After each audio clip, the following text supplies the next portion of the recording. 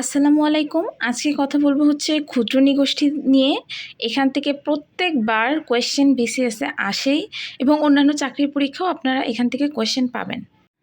আমি অনেককেই দেখেছি যে এই পার্ট থেকে আসলে মুখস্থ নির্ভর পড়াশোনা করে, একটু বুঝে পড়লে এই পার্টটা আসলে মুখস্থের কোনো কিছু নেই, সেটাই আজকে দেখাবো। তো ফার্স্টে বলি এই যে এই জাতিটাকে ক্ষুদ্র নিগোষ্ঠী বলা হয় কেন। আপনারা অনেকে এদেরকে আদিবাসী বলেন, কিন্তু আদিবাসীর মিনিংটা হচ্ছে যারা অনেক আগে থেকে এখানে বসবাস করে তাদেরকে কিন্তু আদিবাসী বলা হয়, যারা প্রাচীন আমল থেকে এখানে বসবাস করে। কিন্তু এনারা যে ক্ষুদ্র নিগোষ্ঠী তারা কিন্তু হচ্ছে বিভিন্ন সময় বিভিন্ন জায়গা থেকে কিন্তু এই দেশে আসছে, যার কারণে হচ্ছে এদেরকে আপনারা আদিবাসী বলতে পারবেন না, সাংবিধানিক ভাষায় ক্ষুদ্র নিগোষ্ঠী বলতে হবে। আর সংবিধানে 23-এর কতে হচ্ছে আমার এই ক্ষুদ্র নিগোষ্ঠীদের কথা বলা আছে। হ্যাঁ, 23-এর ক। এখন বাংলাদেশে হচ্ছে প্রায় 50 ধরনের ক্ষুদ্র নিগোষ্ঠী আছে। কত ধরনের?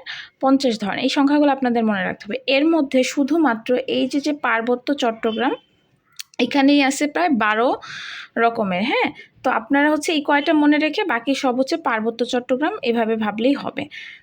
তো এখানে আমি একটু শুরু করি ফার্স্টে, যে কেন আপনারা আসলে মুখস্থ করবেন না, একটু পড়লেই বুঝতে পারবেন। দেখেন, আমরা জানি আমাদের এই যে চারপাশে আছে হচ্ছে ভারত, আর এই একটু অংশটা আছে হচ্ছে মায়ানমার। তো এই যে চাকমা, মারমা, এরা কিন্তু এই যে মায়ানমার থেকে কিন্তু আসছে। হ্যাঁ, এই চাকমা, মারমা। এরপরে ত্রিপুরা, এখানে আমরা জানি যে ত্রিপুরা আছে ইন্ডিয়ার, তো সেই ত্রিপুরা থেকে কিন্তু এরা আসছে, যার কারণে এদের নাম হচ্ছে ত্রিপুরা। তাহলে আপনারা যারা ইন্ডিয়া থেকে আসছে, ইন্ডিয়া হচ্ছে হিন্দু প্রধান দেশ, তো সেখানে যারা আসবে তারা হিন্দু, আর মায়ানমার থেকে যারা আসবে তারা হচ্ছে বৌদ্ধ। তো সেই ক্ষেত্রে আমরা ধর্মগুলো ইজিলি বলে দিতে পারি যে চাকমা, মারমা হচ্ছে বৌদ্ধ ধর্মের, আর ত্রিপুরা থেকে যারা আসছে তারা হচ্ছে হিন্দু ধর্মের। আচ্ছা, আরেকটা কথা বলে রাখা ভালো, এই যে মারমা প্রজাতি অ্যাকচুয়ালি মায়ানমার থেকে আসছে মগ জাতি। হ্যাঁ, এই মগটা হচ্ছে 2 ধরনের, যারা পাহাড়ে থাকে তাদেরকে মারমা বলে, এই মগদের মধ্যে যারা সমতলে থাকে তাদেরকে রাখাইন বলা হয়। এই রাখাইন পাওয়া যায় হচ্ছে কক্সবাজার এবং পটুয়াখালী, এই সমতলের জায়গা তোদেরকে পাওয়া যায়। এবার আসি একটু সিলেটের দিকে। আপনারা জানেন যে এখানে হচ্ছে মণিপুর অঞ্চল আছে, সো সেই মণিপুর অঞ্চল থেকে যারা আসছে তাদের নাম মণিপুরি, এবং খাসিয়া, মণিপুরি খাসিয়া, তারা ওখান থেকে আসছে। এছাড়া এখানে একটা ইন্ডিয়ার গারো পাহাড় আছে, সেই গারো পাহাড়ের কাছ থেকে যারা আসে তারা হচ্ছে গারো, এবং এটা হচ্ছে ময়মনসিংহ জেলার মধ্যে আছে। এছাড়া হচ্ছে সাঁওতাল, সাঁওতালও হচ্ছে ইন্ডিয়া থেকে আসছে, এবং তারা তার মানে কি হিন্দু। হ্যাঁ, তো এই যে এইখানে আপনারা কারা হিন্দু কারা হচ্ছে বৌদ্ধ, এটা নিয়ে আশা করি আর কনফিউশন হবেন না। এখন দেখেন যে আমরা অনেক সময় দেখি মঙ্গলয়েড, অস্ট্রোলয়েড নিয়ে একটা কাহিনী আছে। কোনো কাহিনী করার দরকার নাই, জাস্ট সাঁওতাল হচ্ছে অস্ট্রোলয়েড, সাঁওতাল অস্ট্রোলয়েড, বাকি যত যারা আছে এদেরকে ধরে নেবেন মঙ্গলয়েড। ঠিক আছে, এই তো গেল। এবার আসলে তাদের হচ্ছে ভাষা, ভাষা হচ্ছে এখানে হচ্ছে কয়েকটা জিনিস মনে রাখতে হবে, যে গারোদের ভাষা হচ্ছে মান্দি। গারোদের ভাষা হচ্ছে কি? মান্দি। গারোদের ভাষা মান্দি। মণিপুরের ভাষা হচ্ছে বিষ্ণুপ্রিয়া এবং মৈতৈ। বিষ্ণুপ্রিয়া এবং মৈতৈ। ঠিক আছে, বিষ্ণুপ্রিয়া এবং হচ্ছে মৈতৈ। এছাড়া আপনারা যদি দেখেন তাহলে হচ্ছে রাখাইনদের ভাষা হচ্ছে মারোই। আচ্ছা, আরেকটা সুন্দরী আছে ককবরক, হচ্ছে ত্রিপুরার ভাষা। ত্রিপুরার ভাষা হচ্ছে ককবরক। হ্যাঁ, বরক, এই টাইপের কিছু একটা নাম। আচ্ছা, ককবরক। এবং আরেকটা জিনিস তাদের জানতে হবে যে তাদের উৎসব। হ্যাঁ, তো চাকমাদের উৎসব হচ্ছে বিজু এবং ফাল্গুনী পূর্ণিমা।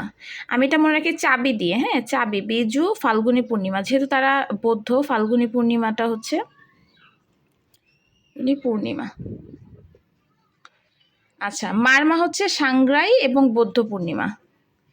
মারমা হচ্ছে সাংগ্রাই। হ্যাঁ, এটা কিন্তু খুব ইম্পর্ট্যান্ট একটা কোয়েশ্চেন। সাংগ্রাই, তারপর হচ্ছে আরেকটা আছে সহুরাই, তারপর সাংগ্রাং, এরকম অনেকটা আছে। হ্যাঁ, তো ত্রিপুরা হচ্ছে বৈশুখ।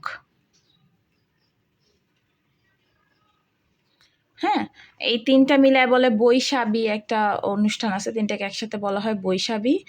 আর গারোদের হচ্ছে ওয়ানগালা। গারোদের হচ্ছে ওয়ানগালা। গারোদের ওয়ানগালা। তারপর হচ্ছে সাঁওতালের সাহারাই। সাঁওতাল সাহারাই।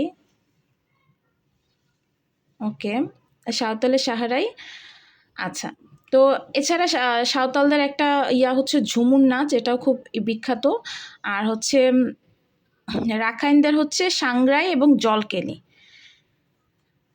রাখাইনদের হচ্ছে হচ্ছে আমি এটা মনে রাখি যে জল সংগ্রহ করে রাখি, হ্যাঁ, জলকেলি আর হচ্ছে জলকেলি এবং হচ্ছে সাংগ্রাই। সো এইগুলা একটু মনে রাখতে হবে। এছাড়া কয়েকটা জিনিস একটু মনে রাখতে হয়, যে চাকমাদের পরিবার, হ্যাঁ, চাকমার জিনিসটা একটু মনে রাখা জরুরি। চাকমা, এই চাকমাদের অনেকগুলো পরিবার মিলে, ধরেন অনেকগুলা চাকমাদের পরিবার মিলে তৈরি হয় পাড়া, অনেকগুলা পাড়া মিলে তৈরি হয় হচ্ছে মৌজা, অনেকগুলা মৌজা মিলে তৈরি হয় হচ্ছে সার্কেল। আচ্ছা, তো এই সার্কেলের প্রধান হচ্ছে রাজা, আর পাড়ার প্রধান হচ্ছে হেডম্যান। এছাড়া মারমারা হচ্ছে আপনাদের মারমারা হচ্ছে গ্রামকে বলা হয় মৌজা। আর ত্রিপুরাদের সমাজ ব্যবস্থা হচ্ছে দফা, ওদের টোটাল 36টা দফা আছে, যার 16টা দফা বাংলাদেশে আছে। আচ্ছা, গারোদের ব্যাপারে একটা জিনিস মনে রাখা দরকার, গারোদের মধ্যে ছোট মেয়ে হচ্ছে সব সম্পত্তি পায়। আর সাঁওতালরা হচ্ছে পঞ্চায়েত সমাজ ব্যবস্থা সাঁওতালদের মধ্যে আছে। তো আমি একটা চার্ট রেডি করেছি, এটা থেকে আপনারা জাস্ট বেসিক ধারণা নিয়ে এই চার্টটা জাস্ট মুখস্থ করলেই হবে। এটা দেখলে আপনাদের কাছে আশা করি ইজি লাগবে। এই যে দেখেন এখানে যে চার্টটা আছে, এই চার্টটা আপনারা কিন্তু একটা স্ক্রিনশট নিয়ে রাখতে পারেন এবং এইভাবে করে আপনারা বইয়ের মধ্যে লিখতে পারেন। এতে কিন্তু আপনাদের জন্য অনেক বেশি সুবিধা হবে। হ্যাঁ, এটা হচ্ছে অন্যান্য বইয়ের মতো না, এটা আমি কয়েকটা জায়গা থেকে কালেক্ট করে সুন্দর করে আমার মতো করে আমি এটা হচ্ছে বানায় রাখছি, জাস্ট আপনাদের সাথে শেয়ার করলাম। হ্যাঁ, আমার পড়ার সময় আসলে অনেক কিছুই মনে হয় যে আপনাদের সাথে একটু শেয়ার করি, সেজন্যই হঠাৎ করে ভিডিওটা বানানো। তো আপনারা স্ক্রিনশট রাখেন এবং এভাবে করে আপনারা চাইলে বা আপনারা আপনাদের মতো করেও কিন্তু বানাতে পারেন, যেই ইনফরমেশনটা আপনার কাছে মনে হয় দরকার। এছাড়া আর 2-3টে ইনফরমেশন মনে রাখলে আপনাদের হয়ে যাবে। বর্তমানে দেশে মোট ক্ষুদ্র নিগোষ্ঠীর সাংস্কৃতিক প্রতিষ্ঠান আছে 10টা। কোথায় আছে সেগুলো না জানলে হবে। সাংস্কৃতিক প্রতিষ্ঠান আছে 10টা। আর এই রিলেটেড কার্যকর আইন হয়েছে 2010 সালে, তার মানে সবই 10। হ্যাঁ, বাংলাদেশের প্রথম ক্ষুদ্র নিগোষ্ঠীর যেই সাংস্কৃতিক প্রতিষ্ঠান সেটা হচ্ছে 1977 সালে প্রতিষ্ঠা হয়েছিল বিরিশিরি নেত্রকোনা। ওটাকে বলা হয় ক্ষুদ্র নিগোষ্ঠী কালচারাল একাডেমি। এগুলো একটু জানতে হবে। আর আরেকটা কথা একটু মনে রাখবেন যে বাংলাদেশের বেশিরভাগ হচ্ছে বৌদ্ধ, প্রায় 43.7%ই হচ্ছে বৌদ্ধ, কারণ এরা হচ্ছে বেশিরভাগই হচ্ছে পাহাড়ের এদিকে বাস করে এবং মায়ানমার থেকে আসে, তাই এরা হচ্ছে বেশিরভাগই বৌদ্ধ। আর পাহাড়িদের সাথে শান্তি চুক্তি হয় হচ্ছে 2 ডিসেম্বর 1997 সালে যতীন্দ্র বোধিপ্রিয় লার্মা, হ্যাঁ, তার সাথে বা সন্তু লার্মা, তার সাথে হচ্ছে এই হয়েছিল, স্বাক্ষরটা হয়েছিল। এটা হচ্ছে ইম্পর্ট্যান্ট। এছাড়া এই জায়গা থেকে আসলে আর তেমন কিছু আপনাদের প্রিলিমিনারির জন্য পড়া লাগবে না। আরেকটা জানতে পারেন, পার্বত্য চট্টগ্রাম বিষয়ক মন্ত্রণালয়টা একটু জানা দরকার।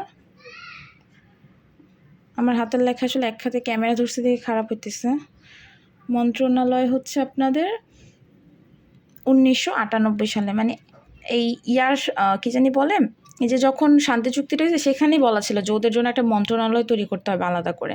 তো সেই প্রেক্ষিতে হচ্ছে মন্ত্রণালয়টা রেডি করা হয়েছে। তো এই ছিল আপনাদের সাথে একটু আজকের নিয়ে আলোচনা। আশা করি উপভোগ হবে। কোনো প্রবলেম থাকলে কমেন্ট করে জানাবেন। সবাই ভালো থাকবেন। আল্লাহ হাফিজ।